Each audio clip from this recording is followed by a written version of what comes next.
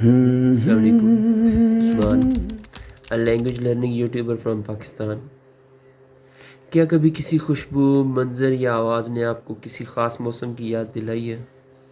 جیسے cherry blossom کی خوشبو بہار کی آمد کا پیغام دیتی ہے, یہ لکڑی جلنے کی مہک سردیوں کی دستک سناتی ہے. جاپانی زبان میں اس احساس کو فوبوتسوشی کہتے ہیں. فوبوتسوشی یعنی وہ چیزیں جو کسی موسم کی یاد دلاتی ہیں. یہ صرف خوشبو یا آواز نہیں بلکہ ذائقے, مناظر اور احساسات بھی ہو سکتی ہیں. جیسے گرمیوں میں جگنوں کی روشنی یا خزاں میں سرخ پتوں کا جھڑنا, یہ سب فوبوتسوشی ہیں. موسموں کی شاعری جو ہمیں وقت کے گزرنے کا احساس دلاتی ہے.